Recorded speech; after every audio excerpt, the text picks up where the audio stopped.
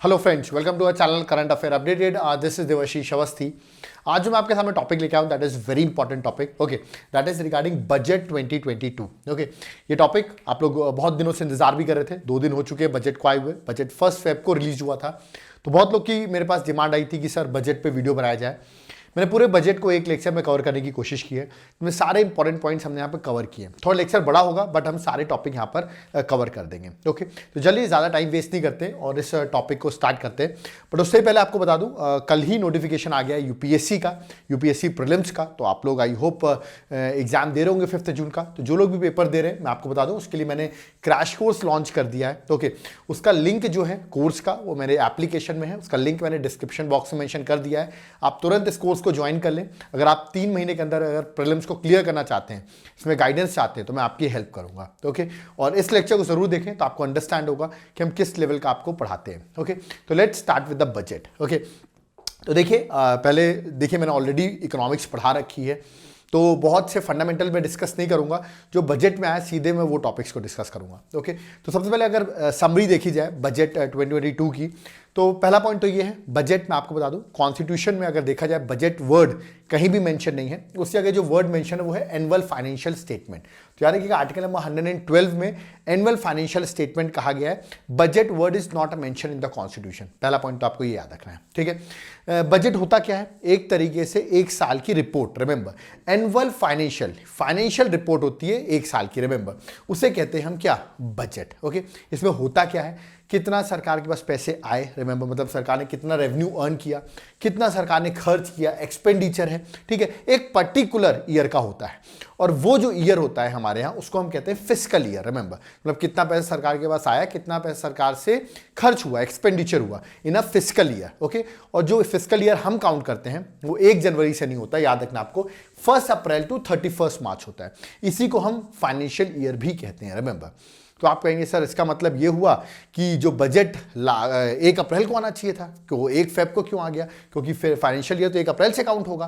तो याद रखिएगा बजट अभी आया है, उसको पास होने में भी टाइम लगेगा।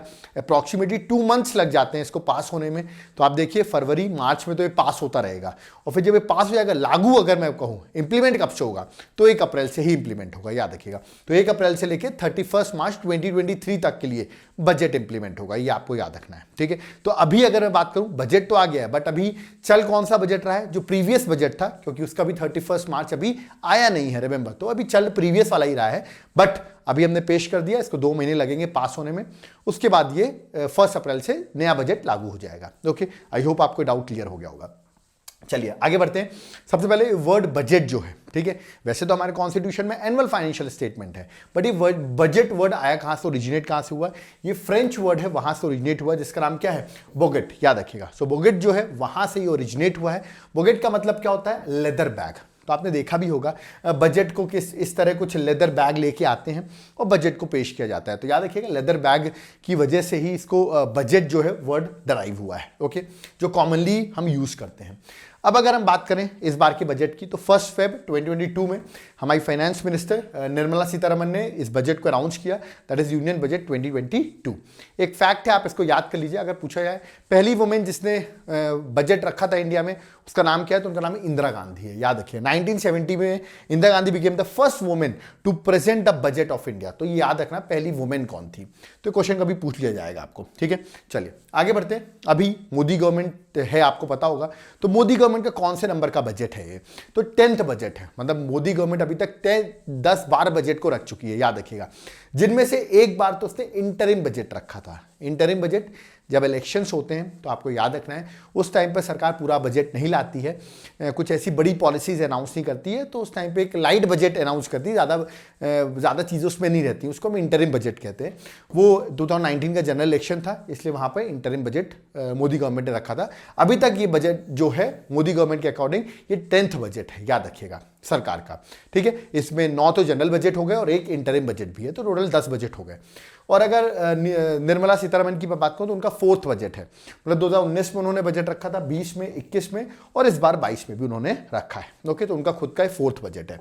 चलिए आगे डिस्कस करते हैं। अभी तक बजट लेदर बैग में लाते थे, पर जब निर्मला सीतारमण फिनेंस मिनिस्टर बनती हैं 2019 में, जब बजट को रखती हैं तो उन्होंने इस ट्रेडिशन को चेंज कर दिया। ओके, लेदर बैग की जगह उन्होंने क्या यूज किया, बही खाता। याद रखिएगा, ये बही खाता क्या होता है, जिसको हम एक तरीके से क्लोथ लेजर भी कहते हैं। याद रखिएगा, आप यहां पर देख रहे होंगे यह एम्बलम बना हुआ है और कुछ बैग टाइप का आपको दिख रहा होगा, इसको कहते हैं बही खाता।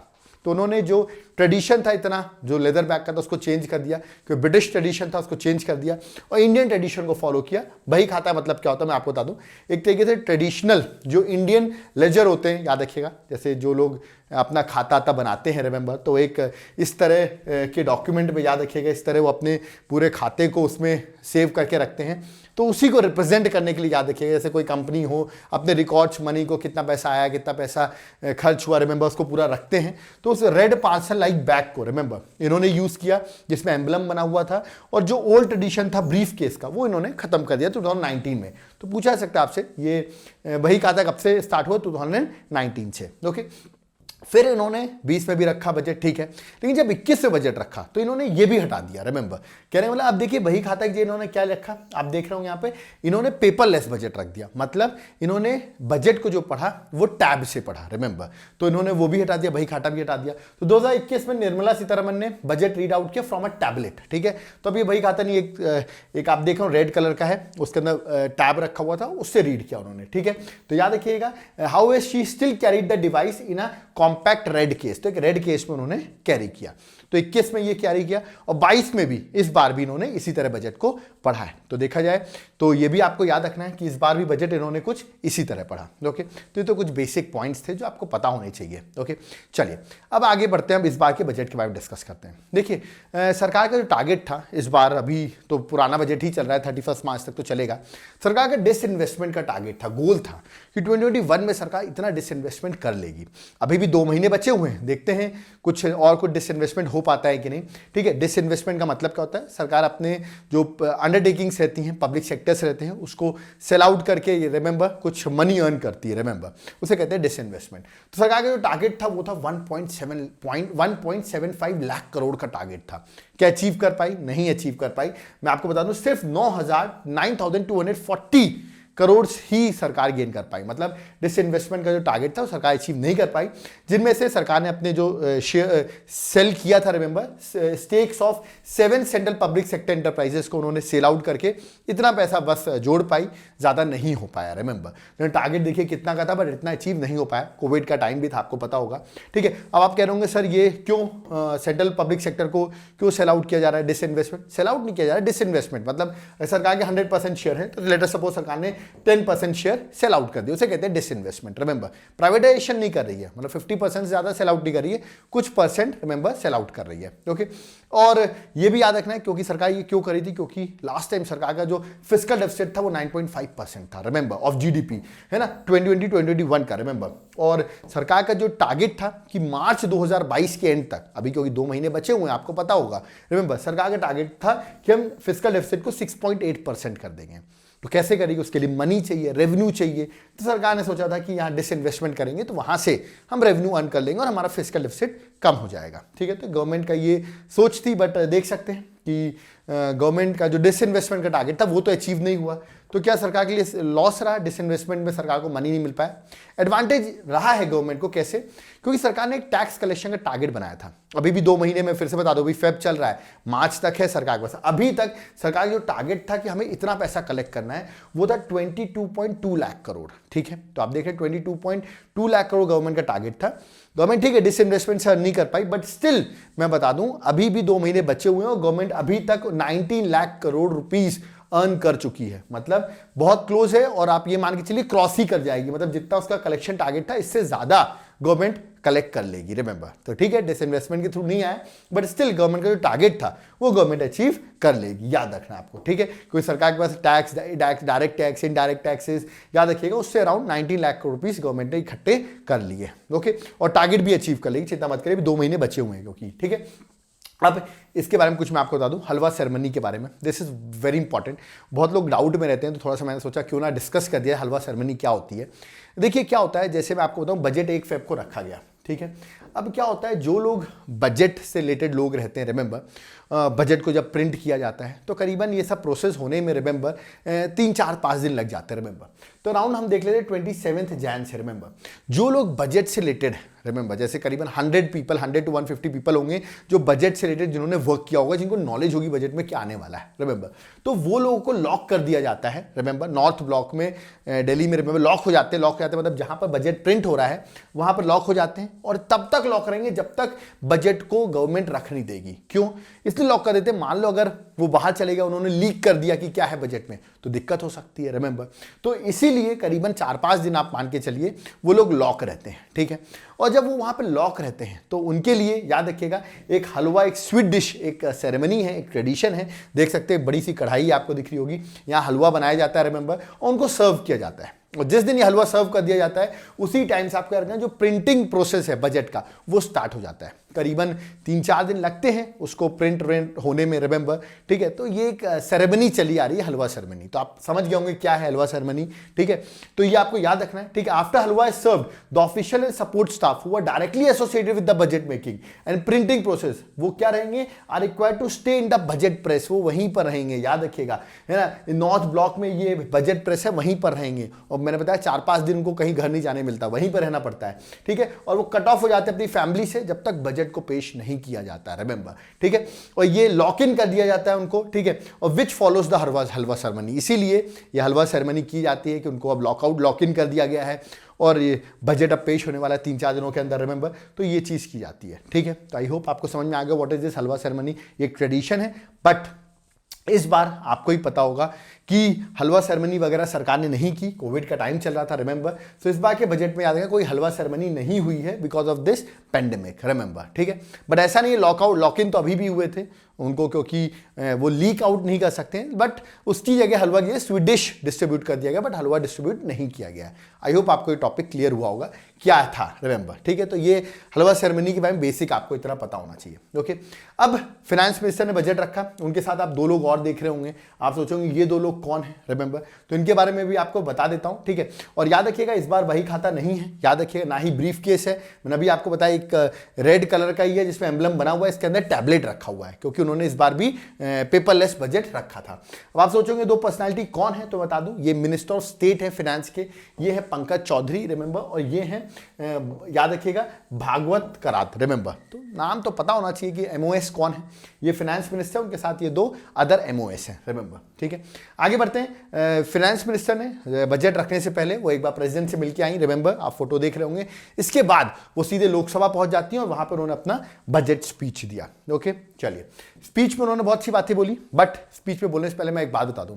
जब अपना इंडिपेंडेंस, अभी हमने इंडिपेंडेंस डे सेलिब्रेट किया था 15 अगस्त 2021 में, तो प्रधानमंत्री मोदी जी ने एक बात बोली थी कि नेक्स्ट 25 ईयर्स इज द अमृत काल, रिमेंबर। अब ये अमृत काल बड़ा इंपॉर्टेंट हो गया। पूछ सकते हैं आपसे अमृत काल क्या है, बजट पे न्यूज में चल रहा है। मैं आपको बता दूं, ये बताइए देश आजाद कब हुआ, आप कहेंगे सर 1947। मैं कहूंगा 100 साल कब होने वाले, आप कहेंगे सर 2047, ठीक है। 75 ईयर्स कब होने वाले, आप कहेंगे सर 2022, ठीक है। तो मोदी जी ने 2022 से लेके 2047, ये 25 ईयर्स को बोला है अमृत काल, रिमेंबर, ठीक है। व्हाट डू अमृत काल, ठीक है। तो ये आपको समझो 2022 से 2047 तक इसको अमृत काल बोला गया। तो 100 साल हो जाएंगे भारत की आजादी को, रिमेंबर। तो यहीं से बजट स्टार्ट होता है अमृत काल से। तो अमृत काल 25 ईयर्स का टाइम पीरियड है, कब से, 2022 से 2047 तक, रिमेंबर। मैंने बताया आपको प्राइम मिनिस्टर ने इस बात को बोला था, इसीलिए 15 अगस्त को देखा था, मतलब 15 अगस्त से बोली, तो यही बात बजट में भी बोली गई, रिमेंबर, ठीक है। तो 2022 है, उसने एक तरीके से फाउंडेशन ले कर दिया है। क्यों, क्योंकि ये 25 साल बड़े इंपॉर्टेंट साल होंगे, सरकार बहुत वर्क करेगी, डेवलपमेंट होगा, ये सब बातें, बड़ी बड़ी बातें बोली गई, देखिए, रिमेंबर। तो ये जो अमृत काल है उसका फाउंडेशन था इस बजट से, रिमेंबर, ठीक है। और इकोनॉमी हमारी आगे बढ़ेगी, रिमेंबर, ठीक है। अमृत काल में next 25 years, that is from 75 year of independence to 100 year of independence, remember. तो अमृत काल का टाइम पीरियड आप याद रखिएगा, 2022 से लेके 2047 तक, ओके। चलिए आगे डिस्कस करते हैं। अब ग्रोथ कितनी बोली है इस बजट में, इस बजट में बोला गया है कि 9.2% ग्रोथ सरकार ने एस्टिमेट की है, रिमेंबर, इस बजट में। और ऐसी बात नहीं है गवर्नमेंट ने कर दिया आप कहेंगे सही तरह ग्रोथ क्यों एस्टिमेट की हुई है। आईएमएफ ने भी जो प्रोजेक्ट किया है इंडिया की ग्रोथ वो 9% की है, तो ठीक है इंडिया ने 9.2% किया, आईएमएफ ने भी हमें 9% ग्रोथ को प्रोजेक्ट किया है, रिमेंबर, ठीक है। आगे बढ़ते हैं। अब बजट 2022 स्टार्ट करने से पहले मैं आपको कुछ पॉइंट्स और बता दूं, ये शायद बहुत लोग को नहीं पता होगा। बजट जब आया 2022 का आया गया है, रिमेंबर, इसमें 3 साल का डाटा रहता है, ये आपको याद रखना है। आप कहेंगे सर 3 साल का डाटा क्या? 2022 का बजट है, मतलब 1 अप्रैल से लागू होगा, आपको ही पता है 1 अप्रैल 2022 से लागू होगा 31 मार्च 2023 तक, रिमेंबर, ठीक है। तो ये बजट का टाइम पीरियड होगा। अभी क्यों आ गया? क्योंकि 2 महीने लगते हैं उसको पास होने में। तो इसका मतलब इसमें जो एस्टिमेट रखे गए कि इतना खर्चा होगा, इतना रेवेन्यू आएगा, तो बजट का एस्टिमेट है 2022 से 2023 का, मतलब 2022 मतलब 1 अप्रैल 2022 से 31 मार्च 2023 का ये टारगेट है, रिमेंबर। जो पिछला बजट आया होगा, ठीक है, 2021 की अगर मैं बात करूं तो उनका भी 21-22 का उनका भी एस्टीमेट बना होगा, मतलब वो भी 1 अप्रैल 2021 से लेके 31 मार्च 2022 तक करा होगा। बट अभी 31 मार्च 2022 तो हुआ ही नहीं है, रिमेंबर, अभी भी आप देखिए फेब चल रहा है, ठीक है। तो यहां पर जो पिछले बजट एस्टीमेट था वो भी लिखा होगा जो अपन ने एस्टीमेट किया था। उसके बाद एक रिवाइज एस्टीमेट भी लिखा होगा 2021-2022 का, रिमेंबर। इसका कहने मतलब ये तो आपने एस्टीमेट किया था, बट अभी भी 10 महीने तो हो गए, ठीक है, 2 मंथ्स बचे हुए हैं। बट रिवाइज एस्टीमेट मतलब जो जो आपने कही थी वो बातें में कहीं कुछ चेंजेस तो नहीं आए हैं। डेफिसिट आपने बोला इतना करेंगे, कितना हुआ है, तो एक तरीके से रिवाइज एस्टीमेट में लिखा है कि जो टारगेट्स बोले गए थे, एस्टीमेट किए थे, वो अभी एट प्रेजेंट कितने हैं मैं आपको बताऊं, 2 महीने बाद वो भी चेंज हो जाएंगे, ठीक है। थोड़े बहुत चेंज होंगे, ज्यादा चेंज नहीं होंगे, क्योंकि 2 महीने अभी हैं तो वो भी चेंज हो सकते हैं, ठीक है। तो यहां पर बजट एस्टीमेट जो पिछले बजट में एस्टीमेट किया गया था, रिवाइज जो 10 मंथ्स में हो चुका है वो रहता है, आगे आने वाले का रहता है, रिमेंबर, प्लस 2020-21 का एक्चुअल एस्टीमेट रहता है। अब समझिए एक्चुअल एस्टीमेट क्यों 20-21 का मतलब देखा है तो 1 अप्रैल 2020 से 31 मार्च 2021, हाँ इसका पूरा डाटा रहेगा, एक्चुअल रहेगा। क्यों? क्योंकि इसका पूरा कंप्लीट हो गया है, ठीक है। इसका भी कंप्लीट नहीं हुआ बजट एस्टीमेट, 2 महीने बचे हुए हैं। रिवाइज एस्टीमेट के भी 2 महीने बचे हैं, इसके तो पूरा 1 साल बचा हुआ, अभी तो 2 महीने स्टार्ट भी नहीं हुए इसके, एक तरीके से 1 अप्रैल से होगा। तो देखा इन तीनों का भी टारगेट अभी नहीं आए हुए हैं, रिमेंबर, बट ये एकदम एग्जैक्ट आ गया है। तो आप देख रहे हो 3 साल के टारगेट्स हैं इसमें, 2020 से 21, 21 से 22 और 22 से 23। तो ये बहुत लोग को नहीं पता होता है, रिमेंबर, इसलिए मैंने आपको बताया इसमें 3 साल का डाटा रहता है, रिमेंबर, ठीक है। आई होप ये बात क्लियर होगी। इसलिए कहीं कहीं आप देखेंगे तो एक्चुअल एस्टीमेट लिखा रहेगा, बजट एस्टीमेट लिखा रहेगा, ये लिखा रहेगा रिवाइज एस्टीमेट लिखा रहेगा, फिर बजट एस्टीमेट 2022-23 लिखा रहेगा, तो कंफ्यूज मत होइएगा उससे, ठीक है। तो इसलिए मैंने थोड़ा सा बेसिक आपको बता दिया है, ठीक है। अब देखिए सरकार का ये पीआईबी से, मैंने सारी इमेजेस पीआईबी से ली हुई हैं, ठीक है। बजट वहां पर ऑलरेडी मेंशन है, वहीं सब चीजें ली हुई, सिंपल फॉर्म में कन्वर्ट किया हुआ है, ठीक है। अब देखिए 2000, ये देखिए डार्क रेड कलर जो है 2022-23 मतलब सरकार का जो एस्टीमेट है, रिमेंबर, ठीक है। ये देखिए रिवाइज एस्टीमेट 21-22 का, ये बजट एस्टीमेट 21-22 का ही मैंने आपको बताया, ये एक्चुअल एस्टीमेट 2020-21 का, रिमेंबर, सबके कलर अलग अलग है, वही चीज देखिए पीआईबी में मेंशन की हुई है। हमें सिर्फ इतना देखना है, ये देखिए ये रिसिप्ट है, सरकार की इनकम है, ये सरकार के खर्चे हैं, एक्सपेंडिचर है, ठीक है। सरकार ने, मैं 22-23 की सीधे बात करता हूं, सरकार ने जो आगे टारगेट्स रखे हैं, रिमेंबर, तो सरकार के टारगेट देखा जाए तो 7,50,000, रिमेंबर, करीबन 7,50,000 करोड़, रिमेंबर, सरकार इस बार कैपिटल एक्सपेंडिचर करने वाली है, रिमेंबर, ठीक है ना। और रेवेन्यू एक्सपेंडिचर कितना करने वाली है? अराउंड 32 लाख, रिमेंबर, 32 लाख करोड़ का रेवेन्यू एक्सपेंडिचर होने वाला है। इनकम कितनी आएगी अप्रॉक्सीमेटली? रेवेन्यू रिसिप्ट से कितना है? 22 लाख, और कैपिटल रिसिप्ट से करीबन 17-18 लाख, रिमेंबर, ठीक है। तो जितना रिसिप्ट होता है उतना ही एक्सपेंडिचर होता है, ये आपको याद रखना है, ठीक है। तो मैं आपको बता दूं इस बार का टोटल बजट अगर देखा जाए सरकार का, या तो रिसिप्ट ऐड कर लो टोटल, या तो एक्सपेंडिचर ऐड करो, दोनों ही बराबर होंगे, रिमेंबर, मतलब अगर आप इसको और इसको ऐड करोगे, ठीक है, या तो इसको और इसको ऐड करोगे, दोनों बराबर आएगा, रिमेंबर। अप्रॉक्सीमेटली आप देखेंगे तो 32 मान लेता हूं, इसको मैं 8 मान लेता हूं, तो अप्रॉक्सीमेटली आप देखेंगे 40 लाख करोड़ का हमारा बजट है। तो जिसको नहीं पता सर बजट कितने का है होता है, इस बार बजट कितने का है, तो 40 लाख करोड़ का आपका बजट है, ये मैंने आपको बता दिया है, ठीक है। तो ये पॉइंट आप देख लीजिएगा, ठीक है। बाकी फैक्ट्स भी आप देख सकते हैं किसका कितना एस्टिमेट्स रखे हैं, वो मैंने आपको समझा दिया है, ठीक है। अब देखिए कैपिटल एक्सपेंडिचर इस बार कितना रखा हमने? 7.50 अप्रॉक्सीमेटली लाख करोड़ रखा है 22-23 का, रिमेंबर। और अगर देखा जाए पिछले साल कितना रखा था एस्टीमेट? हमने रखा था 554, रिमेंबर, 5,54,000, रिमेंबर, 5,54,000 करोड़ रखा था। तो उससे अभी के कंपेयर में देखा तो हमने इंक्रीज कर दिया है, अराउंड 35% अप्रॉक्सीमेटली हमने इंक्रीज किया है अपना लास्ट टाइम से कैपिटल एक्सपेंडिचर, मतलब ज्यादा हम एक्सपेंडिचर करने वाले हैं, ओके। और अगर इसको इस बार कितना है? 7.5 लाख करोड़ है, करीबन 2.9% ऑफ जीडीपी, मैं आपको बता दूं, ठीक है। एक बात और मैं आपको बताना चाहूंगा, ठीक है, एक्सपेंडिचर की ही बात कर रहे हैं, तो ये तो कैपिटल एक्सपेंडिचर की मैंने बात की आपसे, ठीक है। अगर मैं आपके सामने रेवेन्यू एक्सपेंडिचर का एक बड़ा इंपॉर्टेंट टर्म लूँ, जो कि बहुत ही इंपॉर्टेंट टर्म है, जिसे मैंने इकोनॉमिक्स से पढ़ाया हुआ है, आप देखिएगा जाके रेवेन्यू एक्सपेंडिचर का, that is grant in aid to the states, remember, ठीक है। स्टेट्स को कुछ ग्रांट दिए जाते हैं कि वो कैपिटल एसेट्स क्रिएट कर ले, बट वो काउंट होता है रेवेन्यू एक्सपेंडिचर में, ठीक है। उसको आप करिएगा, ठीक है, पढ़िएगा एक बार जाकर, ठीक है। तो उससे भी सरकार के एसेट्स क्रिएट हो रहे हैं, ठीक है। जनरली हम ये देखते हैं रेवेन्यू एक्सपेंडिचर फालतू के खर्चे रहते हैं सरकार के, सब्सिडी में दे दिया, सैलरी में दे दिया, पेंशन में दे दिया, डिफेंस में दे दिया, मैंने पढ़ाया हुआ है, रिमेंबर, ठीक है। और कैपिटल एक्सपेंडिचर आपके एसेट्स क्रिएट करते हैं, बट रेवेन्यू एक्सपेंडिचर का एक पार्ट होता है grant in aid to the states for the capital assets, इससे एसेट्स क्रिएट होते हैं, याद रखिएगा।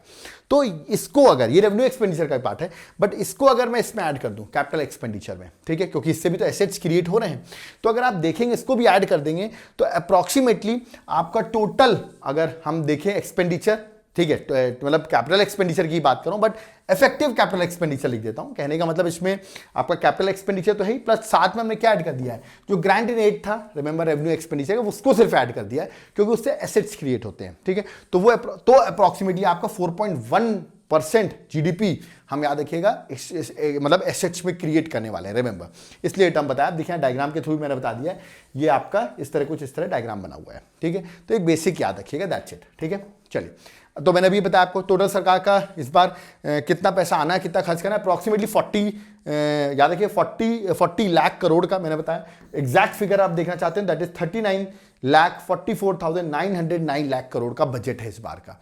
तो ये आप याद रखिएगा, अप्रॉक्सीमेटली मैंने आपको बता दिया था, ठीक है। चलिए आगे बढ़ते हैं। नेक्स्ट देखिए, ये पूरे डाटास लिखे हुए हैं, आप चाहें तो पढ़ सकते हैं, कितना कितना मेंशन है, that is not so important, ठीक है। देखिए वो 39 वाला पॉइंट जो लिखा वो ये लिखा हुआ है टोटल एक्सपेंडिचर आपका, और यहाँ पर आप टोटल रिसिप्ट्स भी देख लीजिए। चलिए आप देख लीजिए, यहाँ पर ये है आपकी फॉर एग्जाम्पल, चलिए हाँ ये देखिए टोटल रिसिप्ट्स आपकी, ये दैट इज, ये दोनों सेम है, ठीक है, रिसिप्ट्स और एक्सपेंडिचर, क्योंकि इतना ही हो ना, जितना पैसा आ रहा है उतना खर्च कर रहे हैं, रिमेंबर। तो आपका बजट अप्रॉक्सीमेटली 40 लाख करोड़ का होता है, ये याद रखना, ठीक है। बाकी डाल आपके पास टाइम हो तो आप पढ़ लेना, ओके।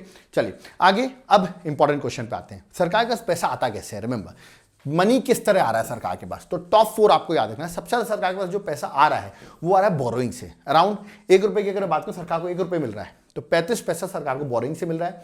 16% अगर देखा है, 16 रुपए अगर देखा है, मतलब 1% अगर लेट अस सपोज 1 रुपए कंसीडर कर लेता हूं इसे मैं, ठीक है, सरकार को 1 रुपए मिल रहा है, तो 35 पैसे मिल रहा है बोरोइंग से, 16 पैसे मिल रहा है गुड्स एंड सर्विस टैक्स से, जीएसटी से, कॉर्पोरेशन टैक्स से 15% मिल रहा है, रिमेंबर 15 पैसा मिल रहा है, इनकम टैक्स से भी 15 पैसा मिल रहा है, रिमेंबर। तो टॉप 4 आपको याद रखना है, रिमेंबर, अरेंज करने को आ सकता है, तो ये 2 हो गए, और ये दोनों ही रैंक 3 पर है, रिमेंबर। तो 4th रैंक पे क्या होगा, दैट इज एक्साइज ड्यूटी 7 पैसा, रिमेंबर। तो इस डायग्राम को आप याद कर सकते हैं, एग्जाम में क्रोनोलॉजी ऑर्डर जरूर पूछा जाता है, ओके, ठीक है। आगे अगर देखा जाए, आपसे पूछा जाए कि सरकार के पास जो भी, याद रखिएगा, सरकार टैक्स रिसिप्ट हो रहा है, ठीक है, टोटल सरकार का जो टैक्स आ रहा है, ठीक है, वो जीडीपी के कितना है। तो अगर देखा जाए तो अभी जो है वो 10.8%, रिमेंबर, मतलब जितना भी सरकार टैक्स से अर्न कर रही है वो है 10.8% ऑफ जीडीपी, ये आपको याद रखना है। तो अप्रॉक्सीमेटली 11% जो सरकार अर्न करती है वो, अगर देखा है तो टैक्सेस के थ्रू अर्न करती है, याद रखिए, डायरेक्ट और इनडायरेक्ट टैक्सेस के थ्रू, याद रखिए कितना है, 10.8%, ये आपको याद रखना है, ठीक है। और अगर डायरेक्ट और इनडायरेक्ट टैक्स को अलग अलग कर लिया जाए तो दोनों को आप देखेंगे 5.4 है, मतलब डायरेक्ट टैक्स से भी जीडीपी के टर्म्स में अगर देखा है तो 5.4%, याद रखना आपको, डायरेक्ट टैक्स के थ्रू है, और इनडायरेक्ट टैक्स के थ्रू भी 5.4% जीडीपी के टर्म्स में अगर मैं बात करूं, ठीक है, कि सरकार लेटर सपोज 100 रुपए अर्न कर रही है, उसमें टैक्सेस के थ्रू कितना अर्न करी, डायरेक्ट मतलब टोटल टैक्सेस, डायरेक्ट और इनडायरेक्ट टैक्सेस के थ्रू, तो कितना आ रही है, 10.8%, 100 रुपीज का सरकार टैक्सेस के थ्रू अर्न कर रही है, रिमेंबर, जिसमें डायरेक्ट टैक्स से 5.4, इनडायरेक्ट टैक्स से भी 5.4, तो दोनों अभी बड़े नेक टू नेक कंपटीशन चल रहा है, ठीक है। पर ऐसा होना नहीं चाहिए, हमारा डायरेक्ट टैक्स से ज्यादा आना चाहिए, इनडायरेक्ट टैक्स से कम आना चाहिए, ठीक है, रिमेंबर, क्योंकि लॉजिकल आपको पता होगा, क्योंकि डायरेक्ट टैक्स जो है वो रिच लोग देते हैं, इनडायरेक्ट टैक्स तो हर व्यक्ति दे रहा है, कुछ सामान खरीदे आपको इनडायरेक्ट टैक्स पे करना पड़ेगा, हाँ, ठीक है। सरकार ने आगे का एस्टिमेट जरूर बोला है कि आगे चल के हम इसको 10.7 करने वाले हैं, टैक्स टू जीडीपी रेशियो जो होने वाला है हमारा, और डायरेक्ट टैक्स का अगर देखा है तो 5.5% हो जाएगा, और इनडायरेक्ट टैक्स 5.2% हो जाएगा, ये गवर्नमेंट का एस्टिमेट है। अभी जो चल रहा है वो मैंने आपको बता दिया, ये भी याद रखना है, पूछ जाता है टैक्स टू जीडीपी रेशियो कितना चल रहा है, तो अप्रॉक्सीमेटली याद रखिएगा 11%, 10.8, ओके। अब सरकार पैसा कहां खर्च करती है, ये तो सरकार की इनकम मैंने आपको बता दी कहां से आया था, अब कहां जाता है। टॉप 4 देख लीजिए, सबसे ज्यादा सरकार इंटरेस्ट पेमेंट में, मतलब सरकार ने जो लोन ले रखे हैं उसके इंटरेस्ट पेमेंट में अप्रॉक्सीमेटली सरकार 20 पैसा 1 रुपए में खर्च कर रही है। 17 पैसा स्टेट्स को शेयर दे रही है, रिमेंबर, ठीक है। 15 पैसा सेंट्रल सेक्टर स्कीम्स रहती हैं। फाइनेंस कमीशन भी रिकमेंड करती है स्टेट्स को दो, अराउंड 10 पैसा वहां जा रहा है। सेंट्रल स्पॉन्सर्ड स्कीम वहां पर 9 पैसा जा रहा है। तो टॉप 4 आपको याद रखना है कि सरकार के खर्चे कहां कहां हो रहे हैं, ठीक है। ये भी एग्जाम में आपके आ सकता है, रिमेंबर, ठीक है। और देखिए उसी जो मैंने वीडियो डायग्राम बनाया उसी को मैंने यहां पर ओपन अप करके लिख दिया है। इसमें आप चाहें तो पढ़ सकते हैं। ये है आपका रुपी आता कहां से है और ये रुपी जाता कहां पर, रिमेंबर, ठीक है। तो ये सब पैसे में लिखा हुआ है, इसको आप टॉप 4 याद कर सकते हैं, ओके। चलिए आगे बढ़ते हैं। नेक्स्ट, सरकार का इस बार इंपॉर्टेंट इसलिए जीएसटी, सबसे ज्यादा जीएसटी कलेक्शन हुआ है अभी तक का, रिमेंबर, कितना हुआ, 1,40,986 करोड़। याद है कि highest since Inception of GST, जब से जीएसटी लगा है गुड्स एंड सर्विस टैक्स, सबसे ज्यादा सरकार ने कलेक्ट किया। मतलब सरकार ने बड़ा अच्छा ही एडमिनिस्ट्रेशन वगैरह, सरकार की बड़ी पॉलिसीज की वजह से जीएसटी इस बार सबसे हाईएस्ट कलेक्ट हुआ है। ये भी आपको याद रखना है, ठीक है। चलिए आगे बढ़ते हैं। सरकार की एक स्कीम आई है इस बार, उसको देख लेते हैं। तो कौन सी स्कीम है, scheme for financial assistance to states for capital investment. तो स्टेट्स को सरकार कुछ फाइनेंशियल असिस्टेंस देगी जिससे स्टेट्स इन्वेस्टमेंट कर सके, राज्य सरकार इन्वेस्टमेंट कर सके। तो एक्चुअली क्या था, बजट में 10,000 करोड़ बोले गए थे, पिछली बार के बजट में ही बोला गया था कि 10,000 करोड़ जो हैं वो स्टेट्स को दिए जाएंगे कि स्टेट्स अपने यहाँ एक्सपेंड, याद रखिएगा, इन्वेस्टमेंट कर सके। बट अब इसको सरकार ने 15,000 करोड़ कर दिया, मतलब 5,000 करोड़ बढ़ा दिए, 15,000 करोड़ कर दिए। जो अभी रिवाइज एस्टीमेट सरकार ने इशू किया है उसमें 15,000 करोड़ कर दिए, रिमेंबर। तो ज्यादा और ज्यादा फंड्स दे रही है सरकार। और अगले बजट के लिए 22-23 के लिए सरकार बोले 1,00,000 करोड़ रुपए हम फॉर एग्जांपल स्टेट्स को देंगे कि स्टेट्स इन्वेस्टमेंट अपने यहां कर सके, इन्वेस्टमेंट करेगी, रिमेंबर। तो ऑफकोर्स एम्प्लॉयमेंट डेवलप होता है, बहुत कुछ डेवलप होता है, ठीक है। और ये जो 1,00,000 करोड़ रुपए आपको मिल रहे हैं सेंट्रल गवर्नमेंट के थ्रू, रिमेंबर, ये 50 ईयर इंटरेस्ट फ्री लोन्स हैं, मतलब 50 साल तक आपको इंटरेस्ट फ्री लोन्स मिल रहे हैं एक तरीके से, कि स्टेट्स अपने यहां एक तरीके से इन्वेस्टमेंट करे, ओके। तो ये स्कीम भी आपको याद रखना है कि 10 से 15,000 कर दिया और अगले 22-23 के लिए, रिमेंबर, 1,00,000 करोड़ देने की सरकार ने बात की है, ओके। नेक्स्ट, फिस्कल डेफिसिट, ये एक इंपॉर्टेंट डेफिसिट है जो कि न्यूज में बहुत रहता है। फिस्कल डेफिसिट कितना था, रिमेंबर, तो ये बता देता हूं। सरकार ने टारगेट किया था 6.8 का % ऑफ जीडीपी का, बट रिवाइज एस्टीमेट में सरकार ने बता पाया, सरकार अचीव कर पाई 6.9% ऑफ जीडीपी, रिमेंबर, ठीक है। तो मतलब सरकार थोड़ा सा रह गया, पीछे रह गया, बट 6.9 तो अचीव कर लिया, रिमेंबर। और 22-23 में सरकार ने टारगेट रखा है 6.4 कर देंगे वो। चलिए देखते हैं 6.4 कर पाते हैं कि नहीं, ओके। और ये भी बोला है कि हम आने वाले 2025-26 में फिस्कल डेफिसिट को 4.5% कर देंगे, ओके। तो गवर्नमेंट के कुछ फिस्कल डेफिसिट के टारगेट्स हैं वो आपको याद रखने हैं, ठीक है। तो अभी जो 22-23 का टारगेट तो सरकार ने 6.4% ऑफ जीडीपी रखा है, रिमेंबर, ठीक है। आपके दिमाग में होगा सर डेफिसिट्स किसके कितने टारगेट रखे गए हैं आने वाले में, वो मैं आपको बता देता हूं। व्हाट इज फिस्कल डेफिसिट, ये सब मैं पढ़ा चुका हूं, रिमेंबर। तो फिस्कल डेफिसिट मैंने अभी आपको बताया 22-23 में टारगेट है 6.4% ऑफ जीडीपी का। रेवेन्यू डेफिसिट का टारगेट है 4.7% का। इफेक्टिव रेवेन्यू डेफिसिट का टारगेट सरकार ने रखा है इस बार 2.6% का। और प्राइमरी डेफिसिट का टारगेट है 2.8% का, रिमेंबर, ऑफ जीडीपी, रिमेंबर, ठीक है। और ये देखिए सारे टारगेट्स मैंने यहां पर बता दिए हैं, ठीक है। तो आपको याद रखने हैं। और इस बार रिवाइज एस्टीमेट में अभी कितने टारगेट्स आए हैं वो ये लिखे हुए हैं, आप ये सारे टारगेट्स चाहें तो पढ़ सकते हैं, रिमेंबर। मैंने आपको बता दिया रिवाइज एस्टीमेट के ये हैं, जैसे मैंने बताया फिस्कल डेफिसिट 6.9% आया, टारगेट 6.8 रखा था बट 6.9 रिवाइज में आया है, ठीक है। तो आप इनको भी देख सकते हैं फैक्ट्स को, क्योंकि मैंने ऑलरेडी ये तीनों एक्चुअल क्या होता है, बजट रिसेप्शन, सॉरी आपका मैंने आपको ये सब बता दिया है कि 4 टाइप के होते हैं, मैंने अभी आपको बताया, आई होप आपको समझ में आ गया होगा, वो मैंने ऑलरेडी बता चुका हूं, ठीक है। तो आप उनको चाहो तो इनको वापस देख सकते हो, that is up to you, okay. चलिए आगे बढ़ते हैं। नेक्स्ट, अब सरकार का जो फिस्कल डेफिसिट है इसको सरकार पूरा कैसे करेगी, मतलब सरकार के पास क्या सोर्सेज हैं कि वो अपने फिस्कल डेफिसिट को फाइनेंस कर सके। तो आपको बस इतना याद रखना है, 2 टॉप 2 याद रख लो, ज्यादा बेटर है। मार्केट बोरोइंग से, ठीक है, और दूसरा सिक्योरिटी अगेंस्ट स्मॉल सेविंग से। इन दोनों से सरकार जो फंड्स कलेक्ट करेगी उससे फिस्कल डेफिसिट को फाइनेंस करती है। देखिए मैंने सिर्फ टॉप 2 याद रखना है, बाकी आपको याद इतना नहीं रखना है, मैं लिख भी दिया। मार्केट बोरोइंग्स आप देख रहे होंगे, सबसे ज्यादा मार्केट बोरोइंग अगर देखा है 22-23 में मार्केट बोरोइंग्स, और दूसरा क्या है, सिक्योरिटी अगेंस्ट द येलो वाला जो है, अगेंस्ट द स्मॉल सेविंग्स। इसके थ्रू सरकार जो पैसे कलेक्ट करती है वो फिस्कल डेफिसिट जो सरकार का है उसको कम करती है, रिमेंबर। सबसे ज्यादा मतलब डेफिसिट फाइनेंसिंग, एक तरीके से फाइनेंस कैसे करेगी अपने फिस्कल डेफिसिट को, रिमेंबर। तो ये दोनों मेजर रोल प्ले करते हैं, मार्केट से बोरो कर लेती है, ओके। चलिए आगे बढ़ते हैं। नेक्स्ट, फाइनेंस कमीशन की 15 फाइनेंस कमीशन की रिकमेंडेशन थी जो कि बहुत डिफिकल्ट होने वाली स्टेट्स को, पता नहीं स्टेट्स कैसे करेंगे, बट स्टेट्स को ये बोला गया है कि वो अपने फिस्कल डेफिसिट को 4% of gross state domestic product रखेंगे, रिमेंबर। अभी कैसे होगा, क्योंकि स्टेट का तो वैसे ही इतना फिस्कल डेफिसिट चलता है, इतना उधार में चलते हैं, रिमेंबर। बट ये फाइनेंस कमीशन की रिकमेंडेशन थी, और इस 4% में 0.5% बोला गया कि पावर सेक्टर के लिए आपको रखना है, रिमेंबर, क्योंकि पावर सेक्टर में बहुत स्टेट्स को लॉसेस चल रहे हैं, तो 0.5% जो डेफिसिट रहेगा वो स्पेशली पावर सेक्टर का रहेगा, रिमेंबर। तो एक तो टारगेट सेट कर दिया कि इतना आपको फिस्कल डेफिसिट रखना है। अब देखिए बड़ी ही डिफिकल्ट सिचुएशन होगी, स्टेट्स इसको कैसे कंट्रोल कर पाता है, देखते हैं कैसे करेगा। ओके, चलिए आगे अगर बात की जाए स्टेट्स को कितना पैसा मिलता है सेंट्रल गवर्नमेंट से, अगर मैं आपसे पूछूं तो देखिए सरकार ने पिछले बजट में 21-22 में बोला था हम 13.89 लाख करोड़ स्टेट्स को देंगे, रिमेंबर, ठीक है। तो इतना सरकार ने टारगेट रखा था, बट एक्चुअली में क्या हुआ, जब रिवाइज एस्टीमेट अभी आया तो देखा कि सरकार ने 16,16.02 लाख करोड़ रुपीस अभी तक दे चुकी है। टारगेट सिर्फ कितने का था, 13.89 का, बट कितने का दे दिया सरकार ने, 16 का, ठीक है। सरकार ने बहुत अच्छी बात है, हम इतना ज्यादा दे दिया आपको, ठीक है। और अगली बार का सरकार का जो टारगेट है 22-23 का, वो है 16.12 लाख करोड़ का, रिमेंबर, ठीक है। अब देखते हैं, अभी तो रखा है टारगेट, एस्टीमेट हो सकता है और ज्यादा चला जाए, मतलब जब रिवाइज एस्टीमेट आए तो और ज्यादा चला जाए। अभी सरकार ने 2022-23 के लिए कितना रखा है, 16.12, याद रखिए इतना टारगेट रखा है कि इतने लाख करोड़ रुपीज हम स्टेट्स को देंगे, रिमेंबर, ठीक है। चलिए आगे बढ़ते हैं। देखिए मैंने बोला 13.89 का टारगेट रखा था, बट कितना दे दिया, 16.03 दे दिया, रिवाइज एस्टीमेट में पता चला। ओके, चलिए आगे अमृतकाल, इसके थोड़ा बेसिक से गोल बता दें कि अमृतकाल के सरकार के बेसिक गोल क्या हैं, वो डिस्कस कर देता हूं मैं आपको, ठीक है। तो गोल है ग्रोथ करना, ऑफ कोर्स ये 25 साल में ग्रोथ करेंगे, इंक्लूसिव वेलफेयर होना चाहिए, टेक्नोलॉजी ड्रिवन होना चाहिए,